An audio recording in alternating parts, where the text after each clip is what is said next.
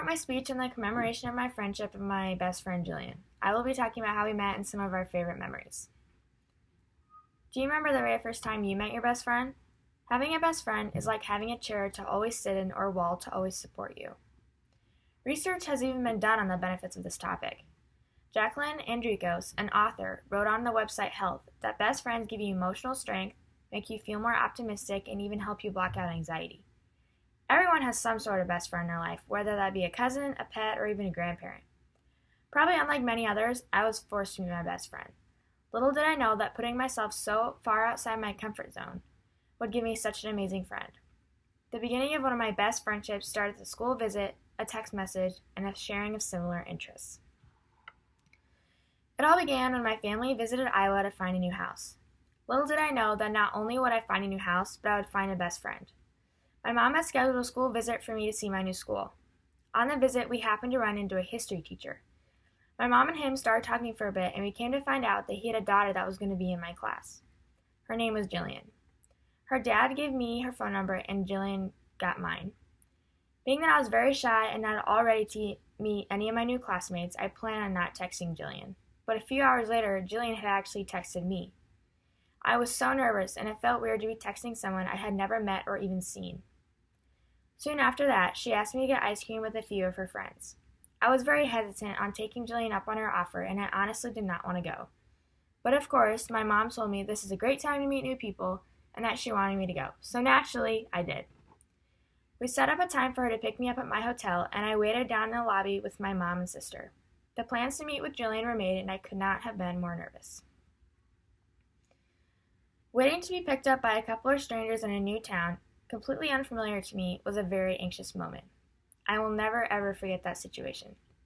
Eventually, I saw three girls walking up to the hotel sliding door, and I knew that had to be Jillian and her friends.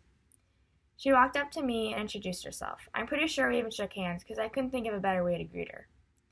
She met my mom and my little sister, and soon after that, we were off.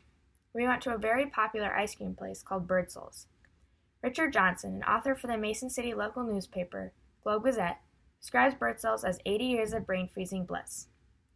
The ice cream parlor is still authentic from its first opening back in 1931, which was really neat for me to see. I got a chocolate shake with Jillian and her two friends, now my other best friends, Morgan and Stephanie. We sat outside and ate our ice cream. We then decided to go to the mall. One thing that I was really excited about to moving to Iowa was having a mall in my town. Jillian, Morgan, and Stephanie quickly informed me that the mall was run down and 2/3 of the stores were closed. But we still walked around the mall, and I got an idea for what I would be working with. After a few hours of hanging out, the girls dropped me back off at my hotel and told me that they would see me on the first day of school. I'm so thankful for that experience. It brought me my best friends, and it was a day that I will never forget. I never knew that from just our first time meeting, such a wonderful, wholesome friendship would come. After school started, Jillian and I started volleyball season.